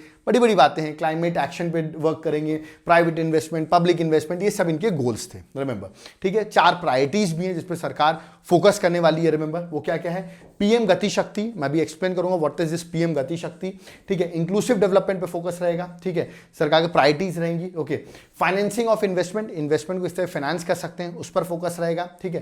प्रोडक्टिविटी एनहांसमेंट होगा, इन्वेस्टमेंट करेंगे, सनराइज अपॉर्चुनिटीज, ऐसी इंडस्ट्री जिसमें जल्दी आउटकम मिलता है, उस पर फोकस किया जाएगा। एनर्जी ट्रांजिशन, क्लाइमेट एक्शन, ये सब जो है बड़ी बड़ी बातें हैं कि 4 प्रायोरिटीज सरकार ने इस पर रखी है, ठीक है। बट अब हम इसमें एक एक करके डिस्कस करते हैं, इस पर सरकार ने डिस्कस किया है। ओके, तो ये गोल्स थे, इनको एक ओवर थ्रू देख लो आप, क्योंकि अमृतकाल अमृतकाल अमृतकाल बड़ा बार बार बोल रहे हैं तो याद होना चाहिए, अगले 25 साल की सरकार बातें कर रही है। ओके, अब पीएम गति शक्ति की बात करते हैं, ठीक है। बस बेसिक देख लो, पीएम गति शक्ति, सरकार वर्ल्ड क्लास मॉडर्न इंफ्रास्ट्रक्चर बनाने की बात कर रही है अंडर पीएम गति शक्ति, जिससे क्या होगा, ऑफकोर्स जब वर्ल्ड क्लास मॉडर्न इंफ्रास्ट्रक्चर आप बनाएंगे, रिमेंबर, तो आपके जो गुड्स हैं और चाहे पैसेंजर हो इजिली मूव कर सकते हैं, क्योंकि सरकार ने इसमें जो बोला है पीएम गति शक्ति में इंफ्रास्ट्रक्चर डेवलपमेंट की जो बात की है, उसमें सरकार जल्दी आप देखें मल्टी मोडल ट्रांसपोर्टेशन सिस्टम बना रही है, रिमेंबर, इंफ्रास्ट्रक्चर डेवलपमेंट कर रही है। तो पीएम गति शक्ति में 7 इंजन है, क्या क्या है, रोड्स डेवलप करने की बोली है, जैसे एक्सप्रेसवे वगैरह डेवलप करेगी, रेलवे बनाएगी, एयरपोर्ट बनाएगी, पोर्ट्स बनाएगी, मास ट्रांसपोर्टेशन डेवलप करेंगे, वाटरवेज करेंगे, रिमेंबर, लॉजिस्टिक इंफ्रास्ट्रक्चर डेवलप किया जाएगा। तो एक तरीके से आप देखिए पीएम गति शक्ति जो इंफ्रास्ट्रक्चर, मॉडर्न इंफ्रास्ट्रक्चर की बात कर रहा है, तो 7 इंजन पे वर्क किया जाएगा। ओके, और इवन अगर मैं बोलूं इसमें नेशनल हाईवे नेटवर्क की बात की गई कि 25,000 किलोमीटर 2022-23 में सरकार बनाने वाली, 25,000 किलोमीटर का नेशनल हाईवे बनने वाला है, जिसके लिए सरकार 20,000 करोड़ रुपीस इसके लिए एलोकेट किए गए। तो ये भी एक इंपॉर्टेंट है, पीएम गति शक्ति के अंदर ही ये सब हो रहा है, रिमेंबर, ठीक है, कि मॉडर्न इंफ्रास्ट्रक्चर इसी में बनाया जा रहा है। ओके, सरकार ने अगला यूनिफाइड लॉजिस्टिक इंटरफेस प्लेटफॉर्म की बात की है। What do mean by this, let us suppose आप फ्लिपकार्ट से कुछ खरीदते हैं, तो आपका प्रोडक्ट कहाँ पर है, आप ट्रैक वगैरह कर लेते हैं ना ऑनलाइन डाल के, सर प्रोडक्ट कहाँ पर है, उसी को देखते हुए सरकार ने वैसे ही कुछ यूनिफाइड लॉजिस्टिक इंटरफेस प्लेटफॉर्म बनाया, जहाँ पर आपके गुड्स वगैरह कहाँ पर हैं, कहाँ पर अभी तक पहुँचे हैं, उन सबको पूरा ट्रैकिंग आप कर सकते हैं। ट्रांसपेरेंसी को सरकार बढ़ा रही है, रिमेंबर, तो यूनिफाइड लॉजिस्टिक इंटरफेस प्लेटफॉर्म भी डेवलप किया गया है। Okay, next, this is also important. देखिए मैं आपको बता दूं, अभी 2020 में न्यूज में था कि असम पहला राज्य बन गया है, India first multi modal logistic park जो है वो असम में क्रिएट किया गया है, ठीक है। अब सोचेंगे सर ये होता क्या है मल्टी मोडल पार्क जो आप बता रहे हैं, ठीक है। यहाँ पर याद रखिए बहुत सारे मोड से कनेक्ट किया जाता है इस पार्क को, मतलब यहाँ पर रोड कनेक्टिविटी भी है, rail connectivity, water connectivity, air connectivity, सारी कनेक्टिविटी रहती है।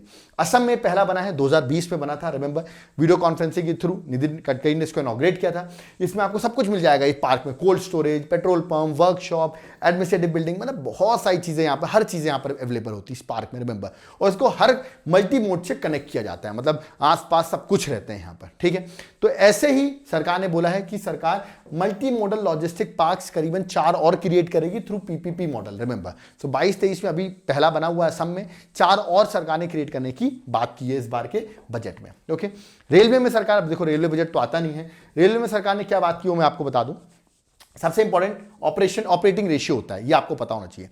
ऑपरेटिंग रेशियो का मतलब होता है, याद रखिएगा, ऑपरेटिंग रेशियो जितना कम हो उतना बेटर है, याद रखिएगा। कहने का मतलब ऑपरेटिंग रेशियो अभी लेट अस सपोज 21-22 का कितना है, 98.93, अप्रॉक्सीमेटली 99% आपका ऑपरेटिंग रेशियो आया है, रिमेंबर। ऑपरेटिंग रेशियो का मतलब क्या होता है वो मैं आपको बता दूं। याद रखिए सरकार कितना, याद रखिए मतलब पढ़ा समझाए तो मैं डेफिनेशन के थ्रू शायद समझ में आया। How much the railway spend to earn a rupee, 1 रुपये अर्न करने के लिए सरकार कितना, रेलवे कितना खर्च करती है। तो देखिए 99% सरकार खर्च करती है तब जाके 1 रुपये कमा पाती है। 99 पैसे खर्च कर रही है तो 1 रुपये कमा रही है, मतलब 1 पैसे का सरकार को बस बेनिफिट हो रहा है। तो ऑपरेटिंग रेशियो क्या होना चाहिए, कम से कम होना चाहिए, रिमेंबर। इससे पता चलता है आपकी फाइनेंशियल हेल्थ कितनी है, रिमेंबर। इस बार का टारगेट है कि ऑपरेटिंग रेशियो हम 96.8 कर देंगे, रिमेंबर। अभी 99 अप्रॉक्सीमेटली चल रहा है। आप देखिए मतलब सरकार को, रेलवे को सिर्फ 1 पैसा बेनिफिट हो रहा है, ठीक है। 1 रुपये अगर अर्न कर रही है तो उसमें 1 पैसा सिर्फ कमा रही, बाकी सब तो खर्च हुआ जा रहा है। तो बड़ा ही दिक्कत वाली बात है। तो ऑपरेटिंग रेशियो कम से कम हो, 90 हो तो कितनी अच्छी बात है कि 1 रुपये खर्च करी 10 पैसे कमा रही है। तो ऐसा नहीं है, अभी तो 98.93 है, बट सरकार का टारगेट है 96.98 करना उसे, ठीक है। तो ये एक इंपॉर्टेंट क्वेश्चन था, ठीक है। सरकार ने एक नई चीज की बात की है, कवच की, रिमेंबर। कवच क्या है, एंटी कोलिजन टेक्नोलॉजी है, ठीक है। मैं आपको बता दूं सरकार ने बोला 2000 किलोमीटर के रेलवे नेटवर्क पे हम ये कवच टेक्नोलॉजी यूज करने वाले हैं। कवच टेक्नोलॉजी है क्या, देखिए ट्रेन के आगे लगा दी जाएगी, इससे अगर ट्रेन अगर आपस में कोलाइड कर रही होगी तो ब्रेक ऑटोमेटिकली लग जाएंगे, ठीक है। और ये वर्क करेगी रेडियो टेक्नोलॉजी और जीपीएस पर, रिमेंबर, ठीक है। तो एक तरीके से दोनों ट्रेन पे लगेगा और इससे कोलिजन बचेंगे, तो एक्सीडेंट्स जो हैं वो रेयर हो जाएंगे, रेयर क्या इम्पॉसिबल हो जाएंगे, एक्सचेंज होंगे नहीं बिटवीन द ट्रेन, जो बहुत हम देखते हैं। तो एक कवच पर सरकार ने बोला 2000 किलोमीटर रेल नेटवर्क पे कवच टेक्नोलॉजी का इस्तेमाल किया जाएगा, ठीक है। अगला important point, 400 new generation Vande Bharat train सरकार स्टार्ट कर रही है। तो बहुत इंपॉर्टेंट है कि अगले 3 साल में 400 new generation Vande Bharat train government का प्लान में है, रिमेंबर। बड़ी अच्छी ट्रेन है, कभी इनके बारे में आप देखेंगे, वंदे भारत ट्रेन, ठीक है। तो सरकार इनको भी 400 ट्रेन अगले 3 साल में स्टार्ट करने वाली है, रिमेंबर, ठीक है।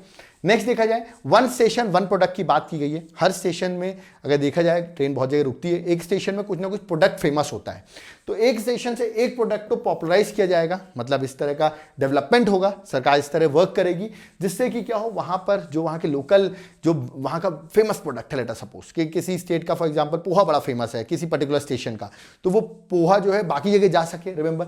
सरकार उसी के लिए वर्क करेगी, हर स्टेशन से एक प्रोडक्ट को फेमस करके हमें उसको पॉपुलराइज करना है, इसमें वहां का बिजनेस और सप्लाई चेन को हमें डेवलप करना है जिससे वो और बेटर हो सके, ओके। तो गवर्नमेंट ने इस पर भी फोकस करने की बात की है, ओके। नेक्स्ट, जो लोग गेमिंग बहुत खेलते हैं उनके लिए मैं बता दूं, अच्छी बात है कि आपके लिए सरकार ने एक टास्क फोर्स स्टैब्लिश कर दी है, ठीक है। उसमें एम्प्लॉयमेंट वगैरह जनरेट की जाएगी, वो है आपका animation, visual effect, gaming and comic promotion. याद रखिए, मतलब अगर बात की तो animation, visual effect, gaming and comic sector जो होता है उसमें सरकार ने एक टास्क फोर्स स्टैब्लिश की है कि वो देखे, रिकमेंडेशन दे कि किस तरह इस सेक्टर को कहा जा रहा है एवीजीसी सेक्टर, रिमेंबर। किस तरह इस सेक्टर में हम क्या कर सकते हैं, रिमेंबर, कि हम ये फाइंड आउट करें कि यहाँ पर, क्योंकि आपको पता है गेमिंग वगैरह में बहुत डिमांड है, तो इस पर किस तरह एम्प्लॉयमेंट जनरेट कर सकते हैं, उसके लिए सरकार ने एक टास्क फोर्स स्टैब्लिश किया। तो बड़ी अच्छी बात है, फॉर्मलाइज करने की बात कर रहे हैं हम इस गेमिंग सेक्टर को भी, ओके। तो गवर्नमेंट इस पर फोकस कर रही है। बैंकिंग की अगर बात करें तो सरकार अब डिजिटल बैंकिंग की ओर फोकस करने की बात कर रही है। उसी को देखते हुए कि पायलट प्रोजेक्ट स्टार्ट किया है जिसमें 75 डिस्ट्रिक्ट में 75 डिजिटल बैंक्स ओपन किए जाएंगे। डिजिटल बैंक्स मतलब उनकी फिजिकल प्रेजेंस नहीं होगी, ऑनलाइन बैंक्स होंगे, इनको हम नियो बैंक्स भी कहते हैं, रिमेंबर। तो ये इनको लॉन्च किया, आप देखिए बैंक्स भी अब नहीं रहेंगे, अब नियो बैंक रहेगा, तो सब कुछ डिजिटल बढ़ता जा रहा है, रिमेंबर। तो सरकार उसके लिए भी एक तरीके से डिजिटल बैंकिंग की ओर मूव कर रही है, ओके। मतलब हर चीज आप मोबाइल में कर सकते हैं, आपको बैंक जाने की जरूरत नहीं, बैंक तो फिजिकल रहेगा नहीं, सब ऑनलाइन रहेगा, रिमेंबर, ठीक है। नेक्स्ट, आपको पता होगा पोस्ट ऑफिस ही बैंकिंग सर्विसेज प्रोवाइड करता है, बट बहुत सारे पोस्ट ऑफिस में अभी भी बैंकिंग से कनेक्ट नहीं हो पाया था। तो सरकार ने बोला अब 100% जो बैंक पोस्ट ऑफिस है उनको बैंकिंग से कनेक्ट किया जा रहा है, कोर बैंकिंग सिस्टम से कनेक्ट किया जा रहा है। करीबन 1.5 लाख पोस्ट ऑफिस बचे हुए थे, उनको भी अब ला दिया गया कोर बैंकिंग के अंदर। तो इसका मतलब जो बैंकिंग फैसिलिटीज हैं वो आपके पोस्ट ऑफिस में अभी आपको मिल जाएगी। बेनिफिट क्या होगा, ऑफ कोर्स इससे फाइनेंशियल इंक्लूजन होगा, रिमेंबर। लोग पोस्ट ऑफिस में भी अकाउंट खुलवा सकते हैं, पोस्ट ऑफिस में आपका अकाउंट होगा, आप मनी ट्रांसफर कर सकते हैं पोस्ट ऑफिस से बैंक की ओर, रिमेंबर। तो जितने भी पोस्ट ऑफिस बचे थे जहां पर नहीं था या एक और बैंकिंग सोल्यूशन उस सिस्टम उसको भी जोड़ दिया है गवर्नमेंट ने। ओके, इस बजट में गवर्नमेंट कर देगी। मैट क्या है इसके हम डिस्कस करते हैं, मिनिमम अल्टरनेट टैक्स। रिमेंबर, थोड़ा बेसिक बता दूं, उसके बाद बता दूं गवर्नमेंट ने किया क्या है।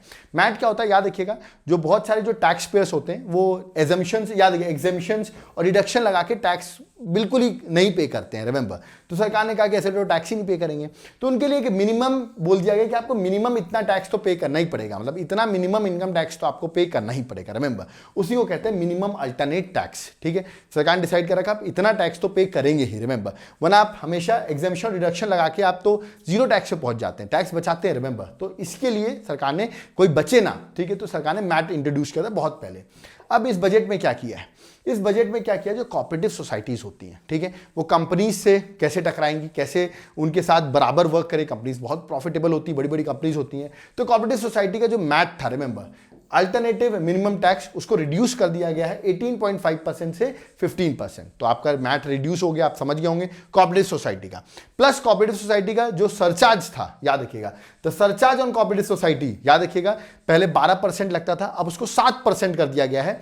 पहले किस पर लगता था सरचार्ज, सरचार्ज मतलब टैक्स ऑन टैक्स। रिमेंबर, जो जिनकी इनकम 1 करोड़ से 10 करोड़ के बीच में होती थी उनको एक्स्ट्रा टैक्स देना पड़ता था, सरचार्ज 12%, उसको रिड्यूस करके 7% कर दिया है। ठीक है, तो कोऑपरेटिव सोसाइटी को थोड़ा लेवल प्लेइंग फील्ड लाने के लिए गवर्नमेंट ने इस बजट में ये अनाउंसमेंट की है। ओके, नेक्स्ट मिडिल क्लास की बात करें, कोई टैक्स स्लैब में कोई चेंजेस नहीं है, चिंता मत करो, जैसे जो टैक्स स्लैब्स थे वही पुराने टैक्स स्लैब्स हैं। तो फर्क क्या है मिडिल क्लास के लिए, मिडिल क्लास के लिए ये है कि आपने अगर फालतू सही पॉइंट है बट स्टिल सुन लो, अगर आपने इनकम टैक्स भरा होगा, रिमेंबर, और आपने कुछ गलती कर दी होगी, ठीक है, तो आपके पास 2 साल और हैं, आप जाओ तो गलती को सही कर सकते हो जाकर। रिमेंबर, तो कोई एडिशनल टैक्स आपने पे नहीं किया होगा तो आप जाकर और पे कर दो एक तरीके से, ठीक है, या भूल गए होगे कुछ ऐड ऑन करना, तो आपको 2 साल का सरकार ने और टाइम दे दिया है कि आप अपने इनकम टैक्स को चेंजेस कर सकते हो। रिमेंबर, यही एक मिडिल क्लास के लिए पॉइंट ऐड किया गया है। ओके, नेशनल पेंशन स्कीम, हाँ, इसमें स्टेट गवर्नमेंट एम्प्लॉय को बेनिफिट है। नेशनल पेंशन स्कीम क्या कहती है, लेट अस सपोज मैं आपको बता दूं, 14% आपका मनी, आपकी जो सैलरी वो डिडक्ट होती है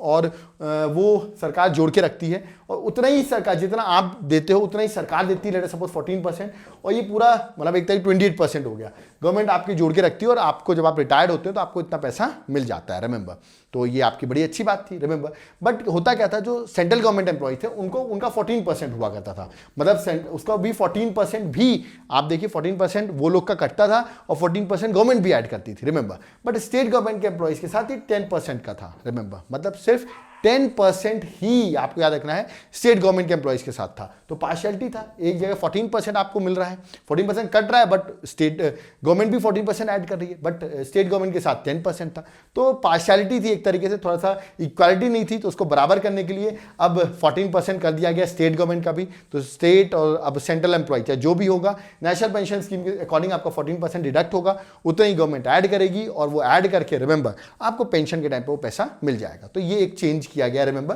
तो सेंट्रल गवर्नमेंट एम्प्लॉय और स्टेट गवर्नमेंट एम्प्लॉय के बराबर ला दिया है। ओके, तो ये भी एक न्यूज में था। क्रिप्टो टैक्स की बात की गई है, तो सरकार ने, वैसे तो मैं आपको बताऊं, क्रिप्टो का वर्ड यूज नहीं किया है, उन्होंने यूज किया वर्चुअल डिजिटल एसेट, ये वर्ड यूज किया, बट क्रिप्टो की ही बात हो रही है। रिमेंबर, तो ऐसा बोला गया है, अब जो बिटकॉइंस जिनके पास होंगे बड़े खुश हो रहे होंगे, तो उनके लिए सरकार ने क्या कर दिया, आपका मनी को लीगल करने का सरकार ने एक ऑप्शन दे दिया है। लेट सपोज आपका एक बिटकॉइन आपने 50 लाख में खरीदा था, मैं एग्जांपल दे रहा हूं, ठीक है, और आपने उसको 1 करोड़ में सोल्ड आउट कर दिया। रिमेंबर, तो कितना प्रॉफिट कमाया आपने, 50 लाख, ठीक है, इस पर आपको सरकार को 30% टैक्स देना पड़ेगा।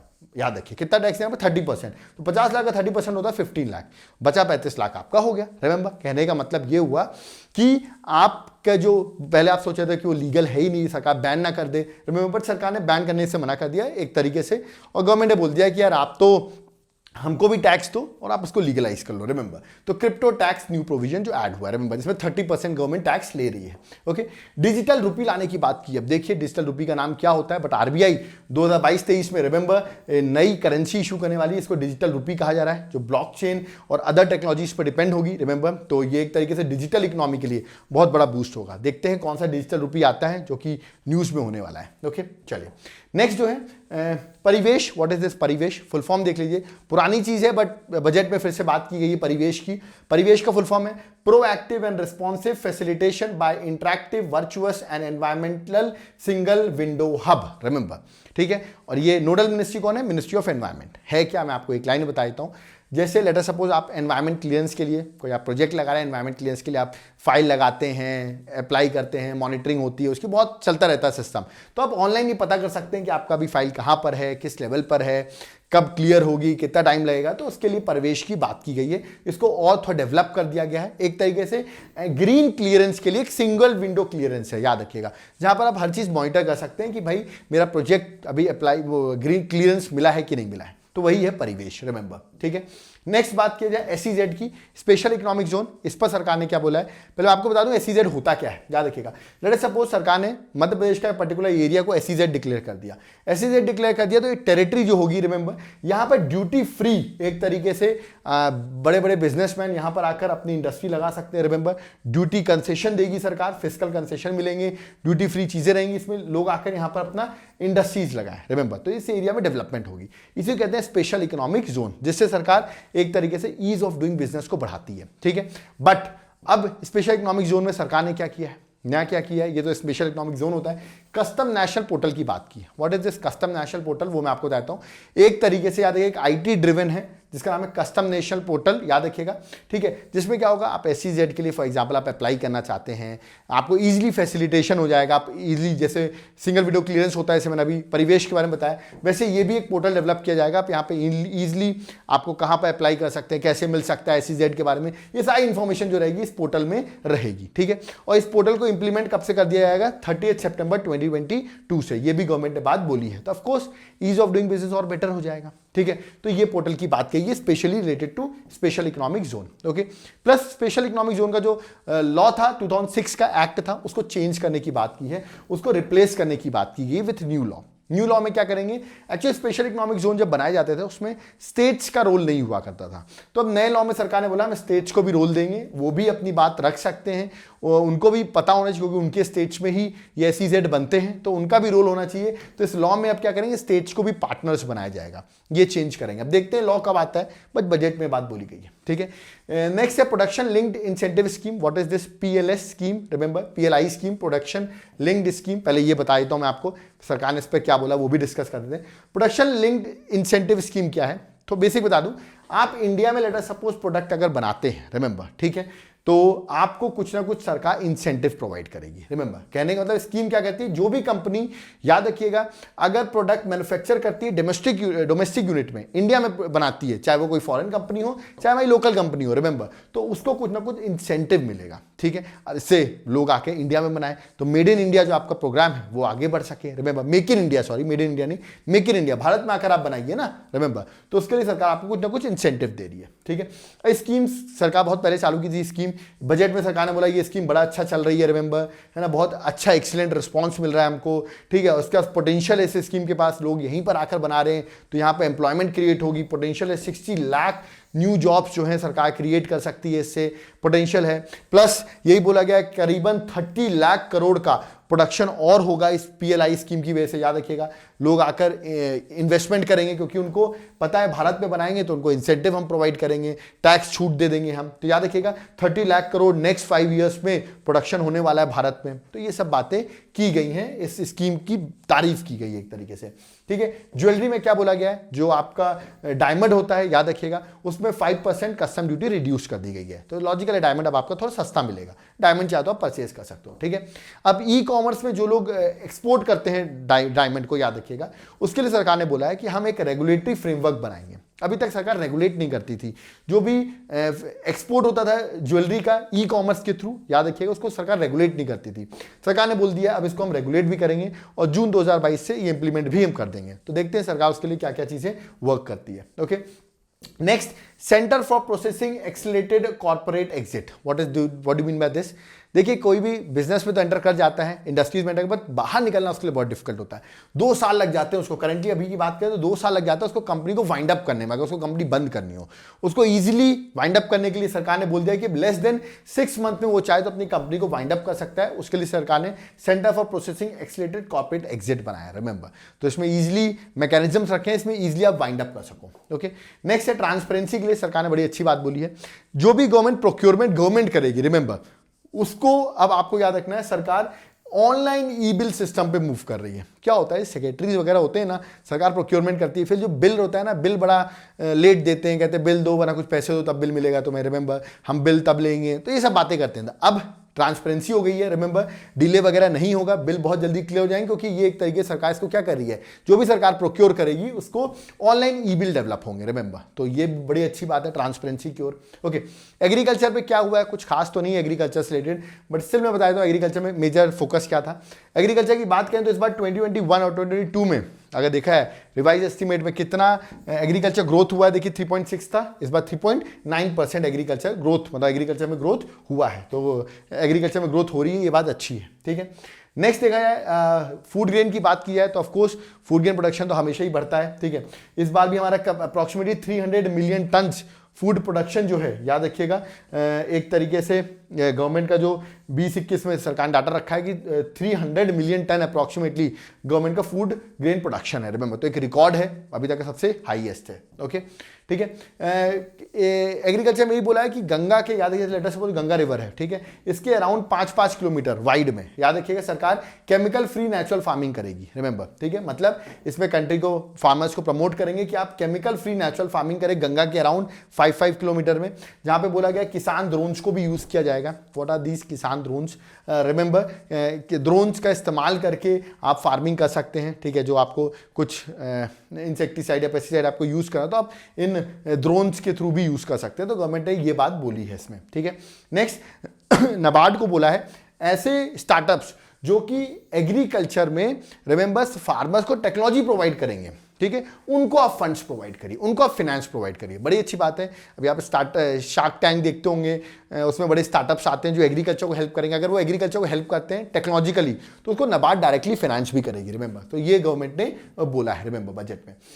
रिवर और वाटरवेज में देखा जाए तो जो आपका केन बेतवा इंटरलिंक है उसके लिए गवर्नमेंट ने मनी प्रोवाइड कर दिया है, तो मतलब वो प्रोजेक्ट स्टार्ट होने वाला है। 44,605 करोड़ रुपीस केन बेतवा इंटरलिंक में गवर्नमेंट ने मनी प्रोवाइड कर दिया है, ओके। तो बड़ा इंपॉर्टेंट प्रोजेक्ट है ये भी गवर्नमेंट का। एमएसएमई में गवर्नमेंट ने क्या वर्क करी है, एमएसएमई की बात करें, सरकार ने एक स्कीम की बात की है, raising and accelerated MSME performance, ramp scheme, remember. सरकार ने 6,000 करोड़ रुपए दिए स्कीम के लिए। ऑफकोर्स जो एमएसएमई सेक्टर है उसमें आपको फाइनेंस की दिक्कत होती है, तो पैसा इसलिए दिया है कि अब इजीली फाइनेंस आपको मिल सके, ठीक है, एमएसएमई सेक्टर डेवलप हो सके, क्योंकि एमएसएमई कोविड में उनको भी बहुत लॉसेस हुए हैं, तो उसके लिए सरकार ने एक रैंप स्कीम जो है वो स्टार्ट की है, ओके। नेक्स्ट डैश स्टैक ई पोर्टल, ठीक है। What do you mean dash stack E portal, याद रखिएगा ये एक तरीके से ऑनलाइन ट्रेनिंग प्रोग्राम है, ठीक है। इसमें आपकी स्किल डेवलपमेंट होगी, ठीक है, स्किल प्रोवाइड की जाएगी, अप स्किलिंग, स्किल को और डेवलप किया जाएगा, रीस्किलिंग किया जाएगा, रिमेंबर। मतलब एक तरीके से इसमें आपको स्किल प्रोवाइड की जाएगी ऑनलाइन ट्रेनिंग के थ्रू, याद रखिएगा। तो अच्छी बात है, स्किल डेवलपमेंट का एक तरीके से एक इनिशिएटिव है, ऑनलाइन है। देश का फुल फॉर्म क्या है, याद रखिए digital ecosystem for skilling and livelihood, ठीक है। तो एक मोटा मोटा आपको सिर्फ इतना याद रखना है कि ये स्किलिंग प्रोजेक्ट है जिसमें सरकार ऑनलाइन स्किलिंग प्रोवाइड कर रही है, ओके। एजुकेशन सेक्टर, एजुकेशन के लिए बड़ा इंपॉर्टेंट है, क्या सरकार कर रही है, पीएम ई विद्या। देखिए ये तो पुरानी स्कीम थी, बट इसमें बजट में क्यों बात बोला गया, पीएम ई विद्या।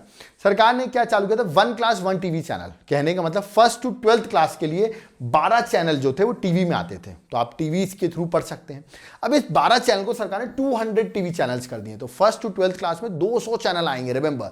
और ये 200 चैनल्स जो है रीजनल लैंग्वेजेस का भी इस्तेमाल किया जाएगा, तो बड़ी अच्छी बात है, आप टीवी देख के भी पढ़ सकते हैं सरकार की पीएम ई विद्या स्कीम के अंदर, रिमेंबर। और चैनल्स भी अब बढ़ा दिए गए, 200 कर दिए गए, ठीक है। डिजिटल यूनिवर्सिटी बनने वाली है, बहुत अच्छी बात है। अब आपको देखिए वैसे भी कोविड की वजह से आप लोग यूनिवर्सिटीज वगैरह नहीं जा रहे होंगे, अब तो डिजिटल यूनिवर्सिटी बन रही है, मतलब जहाँ पे स्टूडेंट्स याद है across the country world class infrastructure, world class आपको क्वालिटी ऑफ यूनिवर्सल एजुकेशन मिलेगा, रिमेंबर। डिजिटल यूनिवर्सिटी रहेगी, फिजिकल नहीं रहेगा, हर चीज़ ऑनलाइन पढ़ेंगे आप, तो डिजिटल यूनिवर्सिटी स्टैब्लिश करने की भी बात की गई है, ओके।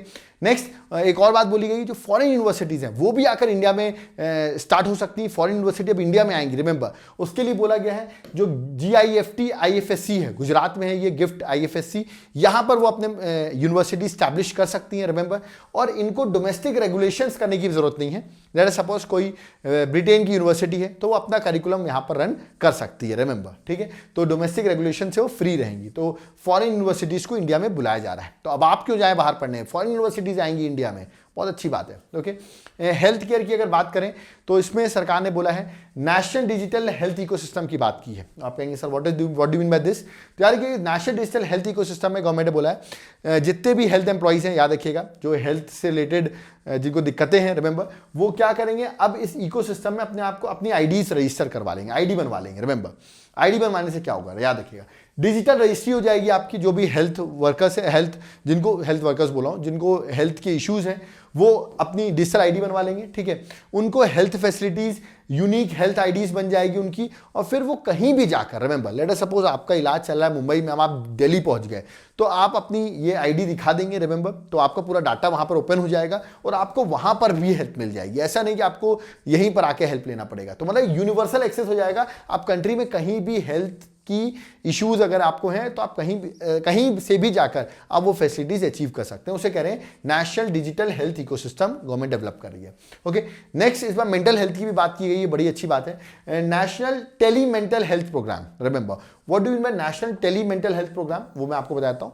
ये भी ऑनलाइन है, रिमेंबर। तो यहां पर सरकार ने बोला है कि जो मेंटल हेल्थ काउंसलिंग होती है, आपको पता है लोग मेंटली बहुत डिस्टर्ब रहते हैं, उनको एक तरीके से, याद रखिए, मेंटल हेल्थ काउंसलिंग की सरकार ने बात की है। उसके लिए सरकार 23 सेंटर स्टैब्लिश करेगी, रिमेंबर, ठीक है, और ये ऑनलाइन रहेगा, रिमेंबर, ठीक है। तो ये आपको याद रखना, आपको काउंसलिंग वगैरह दी जाएगी।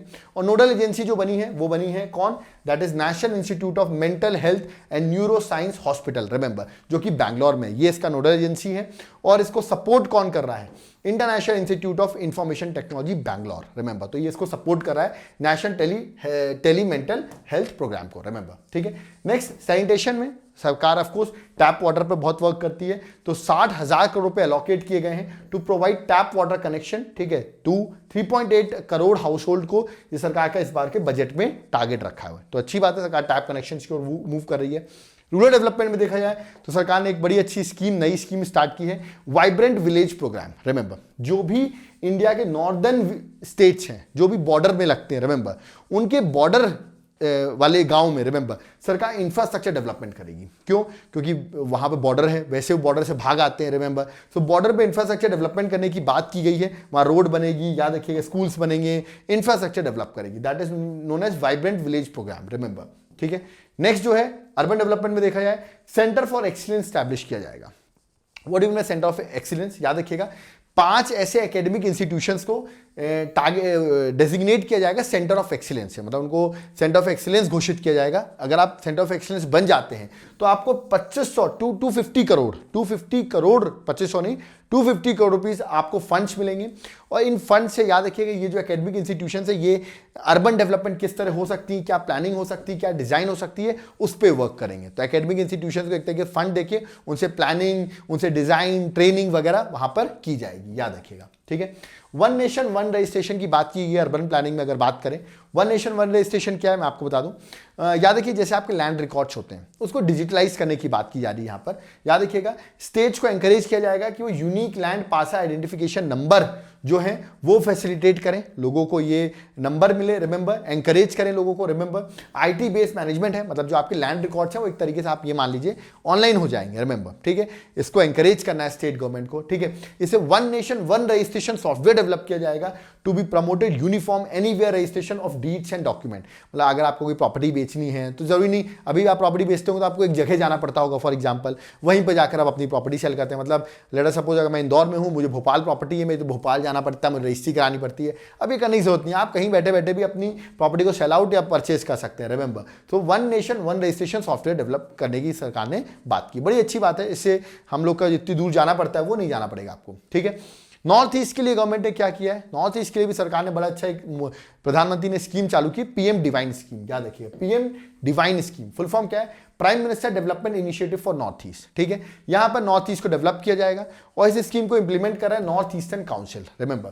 1500 करोड़ रुपए दिए जा रहे हैं, remember, to develop north east, मतलब वहां पे इंफ्रास्ट्रक्चर डेवलपमेंट होगी, ठीक है। तो पीएम डिवाइन स्कीम भी आपको याद रखनी है, ठीक है। ग्रीन इकोनॉमी में अगर बात करें, सरकार ने एनवायरमेंट ओरिएंटेड क्या फोकस किया है, सरकार का जो इस बार का गोल है वो आपको पता होगा, फिर से याद दिलाया है, 280 गीगावाट सोलर पावर 2030 तक डेवलप करना है, ठीक है। तो गवर्नमेंट इस पर वर्क कर रही है, ठीक है, कि किस तरह हम इस टारगेट को अचीव कर कर सकते हैं 280 gigawatt solar power bye 2030। Okay, green bonds issue किए जाएंगे, जिससे सरकार बॉन्ड्स इशू करेगी, आपसे फंड्स लेगी और ग्रीन इंफ्रास्ट्रक्चर, याद रखिएगा एनवायरमेंट फ्रेंडली इंफ्रास्ट्रक्चर इनको डेवलपमेंट करेगी, तो सरकार उसके लिए ग्रीन बॉन्ड्स भी इशू करेगी। रिमेंबर, तो यहां पर बोला गया ग्रीन बॉन्ड के थ्रू सरकार फाइनेंस इकट्ठा करेगी और ग्रीन इंफ्रास्ट्रक्चर में यूज करेगी। रिमेंबर, ग्रीन इंफ्रास्ट्रक्चर मतलब ऑफकोर्स जो क्लाइमेट से रिलेटेड जो चीजें उन पर इन्वेस्ट करेगी। Okay, next battery swapping policy, what do mean by this? देखिए आपको पता होगा आजकल ईवी व्हीकल्स की बात कर रहे हैं, इलेक्ट्रिक व्हीकल्स की बात कर रहे हैं, बट दिक्कत क्या आ रही है, उनको चार्ज कैसे करेंगे? तो सरकार ने बात किया है कि हम चार्ज करने में दिक्कत ये आ रही है कि हमारे पास बहुत कम एरियाज हैं अर्बन एरियाज में, रिमेंबर, जहां पर हम चार्जिंग स्टेशंस लगा सकें। तो बहुत दिक्कत आई, तो सरकार ने एक नई पॉलिसी पे सरकार वर्क करने जा रही है, बैटरी स्वैपिंग पॉलिसी। मतलब आप बैटरी डिस्चार्ज हो जाए, फिर बैटरी को चेंज कर लें, फिर आप दूसरी बैटरी लगा लें, इस तरह आप अपनी गाड़ी को चलाएं। ओके, तो सरकार इस पर वर्क करेगी क्योंकि बैटरी चार्जिंग की दिक्कतें आ रही हैं। ओके, डाटा कनेक्टिविटी की बात करें तो सरकार ने बोल दिया सरकार को फंड्स बहुत मिलने वाले हैं, क्योंकि 5G स्पेक्ट्रम का ऑक्शन होने वाला है 2022 में, 2022 में, रिमेंबर। तो government will get lots of fund through 5G spectrum, remember. ठीक है, अभी भी आप सोचेंगे सर 5G स्टार्ट हो गया, बट कहीं कहीं स्टार्ट हुआ पायलट प्रोजेक्ट में, अब इसका ऑक्शन होगा, रिमेंबर। ठीक है, एक और प्रोजेक्ट है भारत नेट, याद रखिएगा इसका पहले नाम, ये तो 2011 का मिशन है, इसका नाम था national optical fibre network, remember. इसको सरकार ने 2015 में इसका रीनेम कर दिया भारत नेट के नाम से, रिमेंबर। ठीक है, इसमें है क्या, 2.5 लाख, याद रखना, ग्राम पंचायत को ऑप्टिकल फाइबर से कनेक्ट किया जा रहा था। ओके, अभी तक कनेक्ट हो नहीं पाया, बट सरकार ने बोला है 2025 तक, 2025 तक गवर्नमेंट इस भारत नेट प्रोजेक्ट को कंप्लीट कर लेगी, रिमेंबर। तो ये भी आपको याद रखना है। ठीक है, टूरिज्म सेक्टर में देखा जाए तो आपने सुना होगा जो आपका पासपोर्ट है वो आपका ई पासपोर्ट होने वाला है, मतलब इसमें आपकी एम्बेडेड चिप्स लगाई जाएंगी, रिमेंबर, एम्बेडेड चिप रहेंगी। अगर आपने मूवी देखी होगी बादशाह वगैरह, तो आप देखते ही थे फोटो, या तो बजरंगी भाईजान वगैरह, तो पासपोर्ट के ऊपर दूसरी फोटो लगा दी, नाम चेंज कर दिया, ऐसे इजीली पासपोर्ट बन जाते हैं, तो इससे फ्रॉड वगैरह भी होते हैं। सरकार इसको देखते हुए सरकार ने ई पासपोर्ट में एक चिप लगाने की बात कर दी है, रिमेंबर। अभी जो चिप लग जाएगी, इससे क्या होगा, इससे आप सिर्फ दिखाएंगे और तुरंत लंबी लाइन लगाने की जरूरत नहीं है। माइक याद रखिए, बड़ी लाइन लगती है तो लाइन जरूरत नहीं, आप सीधे चिप दिखाएंगे, उससे आपके पूरा डाटा आपके बारे में सब कुछ आ जाएगा और कोई इस चिप को चेंज नहीं कर सकता, रिमेंबर। तो ये अच्छी बात है, ई पासपोर्ट की गवर्नमेंट ने बात की है। दूसरा, सरकार ने बोला बहुत जगह ऐसा होता है जहां पर हम रोड्स वगैरह नहीं बना पाते, तो गवर्नमेंट ने बोला है वहां पर हम national ropeway development programme start कर रहे हैं, जहां पर हम पीपीपी मॉडल के थ्रू, याद रखिए, कनेक्टिविटी इंप्रूव करने के रोपवे लगाएंगे, रिमेंबर। और सरकार ने बोला 8 रोपवे प्रोजेक्ट लगाए जाएंगे अराउंड 60 किलोमीटर तक, रिमेंबर, 2022-2023 में, रिमेंबर, इस बार के बजट में। ऑफ कोर्स रोपवे देखा है तो इकोलॉजिकल सस्टेनेबल भी होता है, रोड्स वगैरह में आपको बड़ा पोल्यूशन वगैरह भी होता है, तो रोपवे बड़ा सस्टेनेबल है, तो उसकी बात की है। और जहां पर रोड्स नहीं बन सकती वहां पर आप रोपवे लगाइए, रिमेंबर। तो गवर्नमेंट इस पर फोकस कर रही है, तो 8 रोपवे प्रोजेक्ट अराउंड 60 किलोमीटर में गवर्नमेंट वर्क करेगी। डिफेंस की बात करें तो याद रखिएगा सरकार ने एक बात बड़ी अच्छी बोली है, लास्ट टाइम सरकार ने बोलता कि 58%, याद रखिएगा, जो भी डिफेंस में, पहले मैं आपको बताता हूं इस बार क्या बोला, फिर 58% बताता हूं।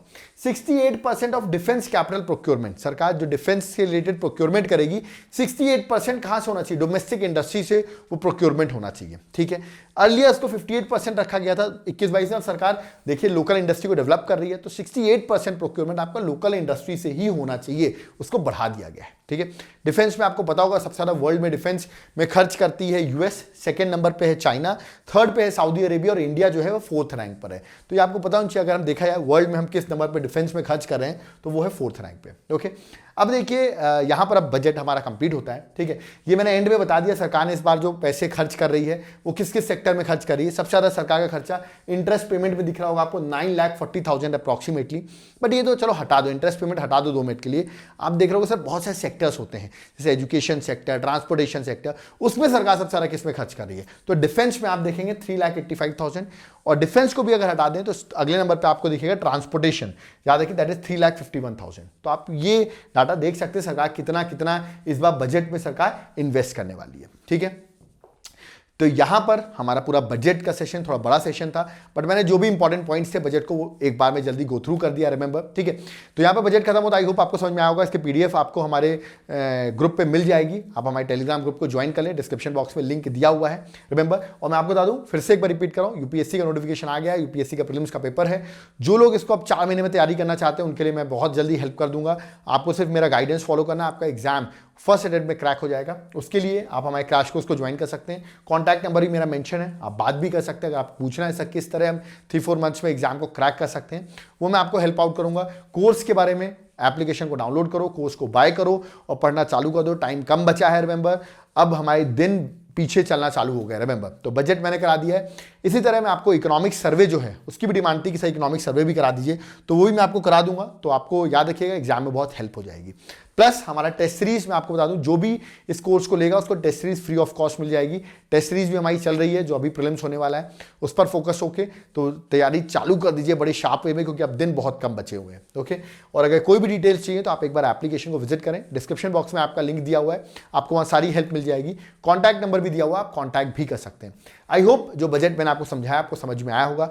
बहुत सारे टर्म्स ऐसे हैं जो बजट में न्यूज़ में रहते हैं, हम समझ नहीं पाते हैं, बट स्टिल मैंने कोशिश की आपको सारा बजट समझ में आए। ओके, वैसे हम इकोनॉमिक सर्वे भी डिस्कस कर लेंगे और आपका जो इस बार का करंट अफेयर्स का इकोनॉमिक सर्वे और इकोनॉमिक बजट जो सबसे हेक्टिक टास्क होता है वो कंप्लीट हो जाएगा। कोई टॉपिक अगर समझ में नहीं आया हो तो आप कमेंट बॉक्स में कमेंट कर सकते हैं। Thank you.